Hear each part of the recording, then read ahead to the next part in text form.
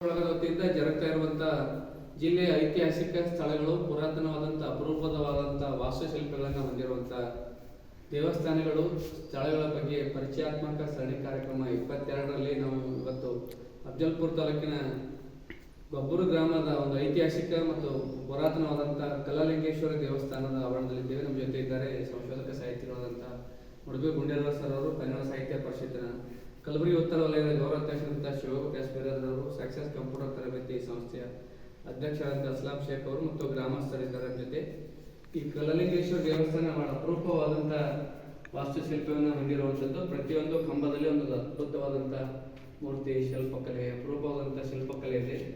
ಇಂಥ ಅನೇಕ ದೇವಸ್ಥಾನಗಳು ನಮ್ಮ ಕಲಬುರಗಿ ಜಿಲ್ಲೆಯಲ್ಲಿವೆ. ಇದು ನಮ್ಮ ಜಿಲ್ಲೆಯ ಜನತೆಗೆ ಎಲ್ಲರಿಗೂ ಗೊತ್ತಾಗಬೇಕು, ವಿದ್ಯಾರ್ಥಿಗಳಿಗೆ ಗೊತ್ತಾಗಬೇಕು ಅನ್ನೋ ನಿಟ್ಟಿನಲ್ಲಿ ಕಳೆದ 1 ವರ್ಷದಿಂದ ನಾವು ಸರಣಿ ಕಾರ್ಯಕ್ರಮ ಮಾಡ್ತಾ ಇದ್ವಿ. ಇವತ್ತು 22ನೇ ಸರಣಿ ಕಾರ್ಯಕ್ರಮ. ಈ ದೇವಸ್ಥಾನದ ಬಗ್ಗೆ, ಗ್ರಾಮದ ಬಗ್ಗೆ ಮುಡುಬಿ ಗುಂಡೇರವ ಸರ್ ಅವರು, ಸಂಶೋಧಕ ಸಾಹಿತಿಗಳು ಶೇಡಮ್ ಅವರು ಇದರ ಬಗ್ಗೆ ವಿವರಣೆಯನ್ನು ನೀಡಬೇಕಾಗಿ ಅವರಿಗೆ ಧನ್ಯವಾದ.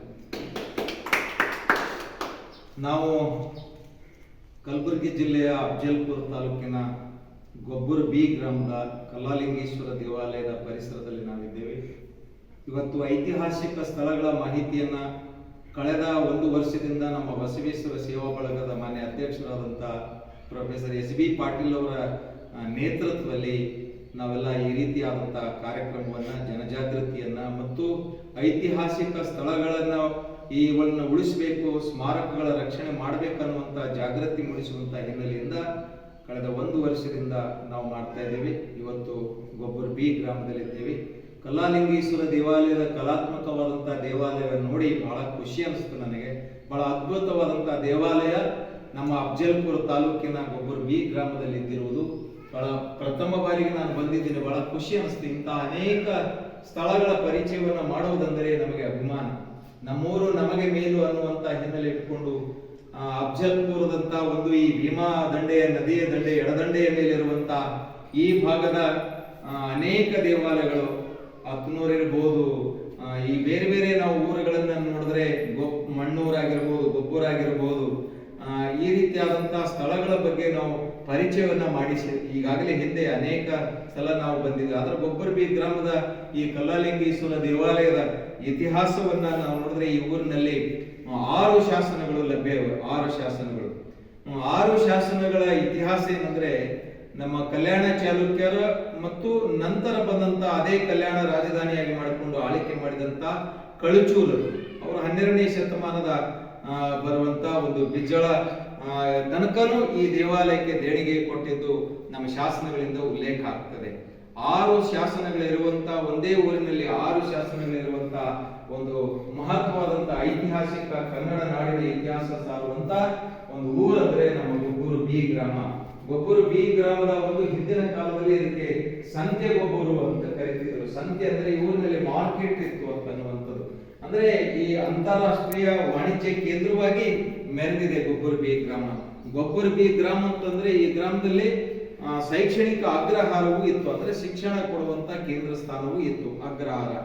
ಈ ಶಾಸನಗಳಲ್ಲಿ ಉಲ್ಲೇಖ ಬರ್ತದೆ, ಮಹಾಜನರು ಇದ್ದರು ಅಂತ ಹೇಳಿದ್ರು. ಮಹಾಜನರಂದ್ರೆ ಅವರು ಪಂಡಿತೋತ್ತಮರು, ದ್ವಿಜೋತ್ತಮರು, ದಿಗ್ಗಜರು, ಪಂಡಿತರು ಅಂತ ಈ ಊರಿನಲ್ಲಿ ಶಿಕ್ಷಣವನ್ನ ಕೊಡುತ್ತಿದ್ರು ಅನ್ನುವಂತ ಉಲ್ಲೇಖ ಶಾಸನಗಳಿಂದ ಉಲ್ಲೇಖ ಬರ್ತದೆ.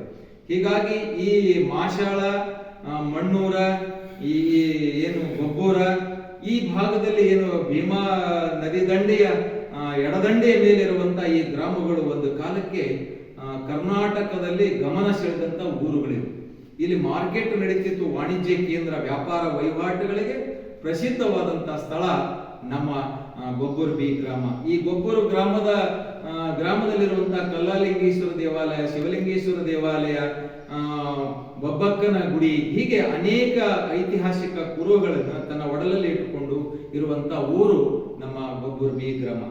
ನಾವು ಈ ಇತಿಹಾಸವನ್ನ ನೋಡ್ತಾ ಹೋದ್ರೆ ಇಲ್ಲಿ ಈ ಭಾಗದಲ್ಲಿ ಒಂದು ಈ ದೇವಾಲಯದ ಗರ್ಭಗುಡಿ ಏನದಲ್ಲ, ಕಲಾಲಿಂಗೇಶ್ವರ ಇರುವಂತ ಈ ಗರ್ಭಗುಡಿಯಲ್ಲಿ ಕಲಾಲಿಂಗೇಶ್ವರನನ್ನ ನಾವು ನೋಡಬಹುದು. ಲಿಂಗ, ಬೃಹತ್ತಾದಂತ ಲಿಂಗ ಇದೆ ಮತ್ತು ದ್ವಾರಪಟ್ಟಿಕೆಗಳಿವೆ. ಈ ದ್ವಾರಪಟ್ಟಿಕೆಗಳೇನಂತಂದ್ರೆ ಇದು ಕಲ್ಯಾಣ ಚಾಲುಕ್ಯರ ಸಾಮಾನ್ಯ ಶೈಲಿ.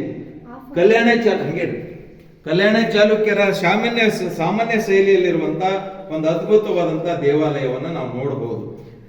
ಕರ್ನಾಟಕದ ಇತಿಹಾಸದಲ್ಲಿ ಬಹಳ ಅದ್ಭುತವಾದಂಥದ್ದು ಒಂದು ಈ ನಾಡಿನ ಚರಿತ್ರೆಯನ್ನು ತಿಳಿಸುವಂತ ಏನು ಐತಿಹಾಸಿಕ ದೇವಾಲಯ ನಾವಿಲ್ಲಿ ಕಾಣಬಹುದು.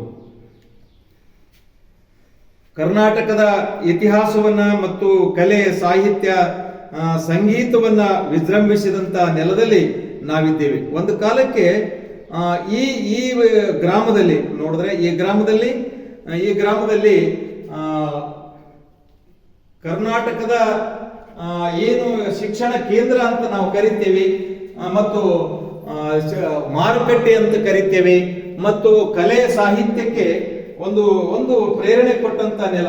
ಈ ದ್ವಾರಪಟ್ಟಿಕೆಗಳು ಸಾಮಾನ್ಯವಾಗಿ ಕಲ್ಯಾಣ ಚಾಲುಕ್ಯರ ಶೈಲಿಯನ್ನು ಒಳಗೊಂಡಂತೆ. ಈ ಪಟ್ಟಿಕೆಗಳು ಅಲಂಕಾರಿಕವಾಗಿ, ಇದಕ್ಕೆ ಒಂದಿಷ್ಟು ಜೀರ್ಣೋದ್ಧಾರದ ಸಂದರ್ಭದಲ್ಲಿ ಒಂದು ಸುಣ್ಣ ಬಣ್ಣ, ಇದಕ್ಕಿಂತ ಮುಂಚೆ ಸುಣ್ಣ ಬಣ್ಣ ಜಾಜ ಹಚ್ಚದಂಗೆ ಕಾಣಿಸ್ತದೆ. ಅದನ್ನ ಪ್ರಾಚ್ಯ ವಸ್ತು ಇಲಾಖೆದವರು ಜೀರ್ಣೋದ್ಧಾರ ಮಾಡಿದ್ದು ಬಹಳ ಖುಷಿ ಅನಿಸ್ತದೆ. ಯಾಕಂದ್ರೆ ಇದಕ್ಕೆ ಅನುದಾನ ಬಂದು ಸರ್ಕಾರದ ವತಿಯಿಂದ 5 ವರ್ಷಗಳ ಕಾಲ ಇದು ಕಟ್ಟಡ ಮಾಡಿದ್ದಾರೆ ಅಂತ ಗ್ರಾಮಸ್ಥರು ಹೇಳ್ತಾರೆ. ಆದ್ರೆ ಬಹಳ ಅದ್ಭುತವಾದಂತ ಒಂದು, ಮೊದಲೆಲ್ಲ ಯಾಕಡೆ ಕಡೆ ಬಿದ್ದಿತ್ತು ಅಂತನ್ನುವಂಥದ್ದು ಹೇಳಿದ್ರು. ಇವು ಮತ್ತೆ ನಂಬರ್ ಹಾಕಿ ಇದನ್ನು ಜೀರ್ಣೋದ್ಧಾರ ಮಾಡಿದ್ದಾರೆ ಅಂತನ್ನುವಂಥದ್ದು ಕೇಳಿ ಖುಷಿ ಪಟ್ಟೆ. ಈ ರೀತಿಯಾದಂತಹ ಈ ದ್ವಾರಪಟ್ಟಿಕೆಗಳು, ದ್ವಾರಪಾಲಕರ ಚಿತ್ರಣವನ್ನು ನಾವು ನೋಡಬಹುದು. ದ್ವಾರಪಾಲಕರ ಚಿತ್ರಣ ಇದು ಬಂದು ದ್ವಾರಪಾಲಕರಂದ್ರೆ ಸಾಮಾನ್ಯ ಚಾಲುಕ್ಯರ ಶೈಲಿಯಲ್ಲಿರುವಂತಹ ದ್ವಾರಪಾಲಕರ ಚಿತ್ರಣ ಇದು. ಮುಂದೆ ನಾವು ಬಂದ್ರೆ ಇದೊಂದು ಗರ್ಭಗುಡಿಯ ನಂತರ ಬಂದಂತ ಮಧ್ಯ ಮಂಟಪ. ಇದಕ್ಕೆ ಸಭಾ